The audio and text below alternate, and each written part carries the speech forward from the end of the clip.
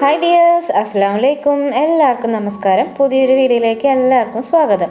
ഇന്ന് വന്നിട്ടുള്ളത് നല്ല ബ്രേക്ക്ഫാസ്റ്റിനൊക്കെ നല്ല അടിപൊളിയായിട്ട് തയ്യാറാക്കാൻ പറ്റുന്ന ഒരു അപ്പത്തിൻ്റെ റെസിപ്പി ആയിട്ടാണ്. ഈ അപ്പം തയ്യാറാക്കാനായിട്ട് നമുക്ക് അരി കുതിർത്ത് വെക്കേണ്ട ആവശ്യമൊന്നുമില്ല, അതുപോലെ അരി അരച്ചെടുക്കേണ്ട ആവശ്യമൊന്നുമില്ല. നമുക്ക് പെട്ടെന്ന് തന്നെ ഒരു അരമണിക്കൂർ കൊണ്ട് റെഡിയാക്കാവുന്നേ ഉള്ളൂ. അരിപ്പൊടി ഉണ്ടെങ്കിൽ പെട്ടെന്ന് തന്നെ ഇത് റെഡിയാക്കി എടുക്കാൻ പറ്റും. അപ്പോൾ നോക്കാം നമുക്കിത് എങ്ങനെയാണെന്നുള്ളത്. അതിനായിട്ട് മിക്സിയുടെ ജാർ എടുത്തിട്ടുണ്ട്. അതിലേക്ക് 1 കപ്പ് അരിപ്പൊടിയാണ്. അത് വറുത്ത അരിപ്പൊടിയാണ്. നമ്മൾ പത്തിരിക്കും ഒക്കെ ഉപയോഗിക്കുന്ന, ഇടിയപ്പത്തിനും ഒക്കെ ഉപയോഗിക്കുന്ന ആ അരിപ്പൊടി തന്നെയാണത്. അത് 1 കപ്പ് എടുത്തിട്ട് അത് ജാറിലേക്ക് ഇട്ട് കൊടുക്കാം. ഇനി ഒരു 1/4 കപ്പ് തേങ്ങ ചിരവിയത്. ഈ തേങ്ങ എടുക്കുമ്പോൾ ഫ്രിഡ്ജിലൊന്നും വെച്ചിട്ടുള്ള തേങ്ങ ആവരുത് കേട്ടോ.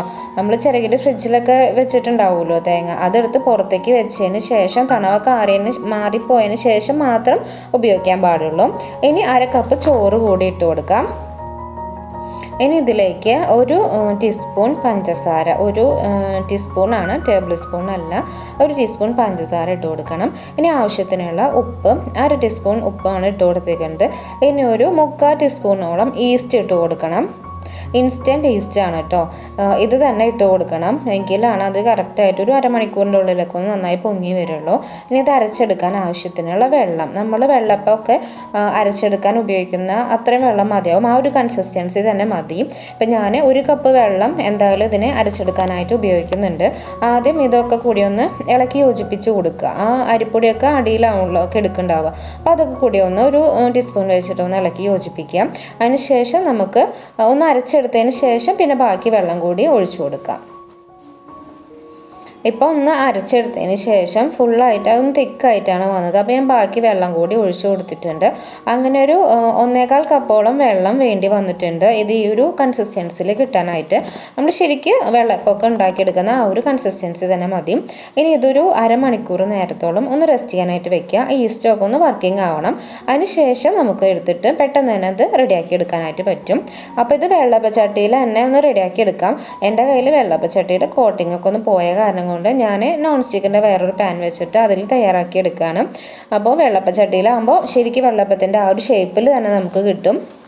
ഇങ്ങനെ വേണമെങ്കിലും തയ്യാറാക്കി എടുക്കാം, കുഴപ്പമൊന്നുമില്ല. നമ്മൾ ശരിക്കും ദോശ ചുട്ടെടുക്കണ പോലെ എടുക്കാമെന്ന് മാത്രം. ഒരു തവി ഒഴിച്ചിട്ട് ഒന്ന് മൂടി വെച്ചിട്ട് ഒരു 2-3 മിനിറ്റ് നേരം ചെറിയ തീയിലിട്ടിട്ട് ഒന്ന് വേവിച്ചെടുക്കാം. മറിച്ചിട്ട് കൊടുക്കേണ്ട ആവശ്യമൊന്നുമില്ല. ഇപ്പോൾ കണ്ടില്ല, നല്ല ഹോൾസ് ആയിട്ട് നല്ല അടിപൊളിയായിട്ടുള്ള സോഫ്റ്റ് ആയിട്ടുള്ള അപ്പം തന്നെ നമുക്ക് റെഡിയാക്കി കിട്ടിയിട്ടുണ്ട്. അപ്പോൾ പെട്ടെന്ന് നമുക്കിത് റെഡിയാക്കി എടുക്കാനായിട്ട് പറ്റും. അപ്പോൾ വെള്ളപ്പത്തിന് അരി അരച്ച് വെച്ചില്ല അല്ലെങ്കിൽ കുതിർത്ത് വെച്ചില്ല എന്നൊക്കെ ചിലപ്പോൾ പെട്ടെന്ന് നമ്മൾ മറന്നു പോകും. അപ്പോൾ അങ്ങനത്തെ ഒരു ചാൻസിൽ ഇങ്ങനെയൊക്കെ ഒന്ന് റെഡിയാക്കി എടുക്കാനായിട്ട് പറ്റും. ഒരു അരമണിക്കൂർ നേരം മാത്രം മതി ഒന്ന് റെഡിയാക്കി വെക്കാം. വറുത്ത അരിപ്പൊടി വീട്ടിലുണ്ടെങ്കിൽ എപ്പോൾ വേണമെങ്കിലും നമുക്കിത് റെഡിയാക്കാനായിട്ട് പറ്റും കേട്ടോ. അപ്പോൾ അത് കണ്ടില്ല, ഞാൻ ബാക്കിയുള്ളതും കൂടി എല്ലാം അതും ഇങ്ങനെ റെഡിയാക്കി എടുത്തിട്ടുണ്ട്. അപ്പോൾ നല്ല അടിപൊളിയായിട്ടുള്ള ബ്രേക്ക്ഫാസ്റ്റ് ഇവിടെ റെഡി ആയിട്ടുണ്ട്. ഇത് എന്തിൻ്റെ കൂടെ വേണമെങ്കിലും കഴിക്കാം. ഞങ്ങളിപ്പോൾ ഇവിടെ മട്ടൻ്റെ തലക്കറി വെച്ചിട്ടുണ്ടായിരുന്നു, അത് വെച്ചിട്ടാണ് കോമ്പിനേഷൻ ആക്കിയത്. നമുക്കത് മുട്ടക്കറി വെച്ചിട്ടോ അല്ലെങ്കിൽ ചട്നി, തേങ്ങാ ചട്നി കൂട്ടിയിട്ടോ എങ്ങനെ വേണമെങ്കിലും കഴിക്കാം. നല്ല അടിപൊളി ടേസ്റ്റാണ്. അപ്പോൾ എല്ലാവരും ഇതൊന്ന് ട്രൈ ചെയ്ത് നോക്കണം. ട്രൈ ചെയ്തിട്ട് കമൻസൊക്കെ ഒന്ന് അറിയിക്കണം. ലൈക്ക് ചെയ്യാനും ഷെയർ ചെയ്യാനും മറക്കരുത്. അതുപോലെ ചാനൽ സബ്സ്ക്രൈബ് ചെയ്യാതെ കാണുന്നവരാണെങ്കിൽ ഒന്ന് സബ്സ്ക്രൈബ് ചെയ്യണം കേട്ടോ. താങ്ക്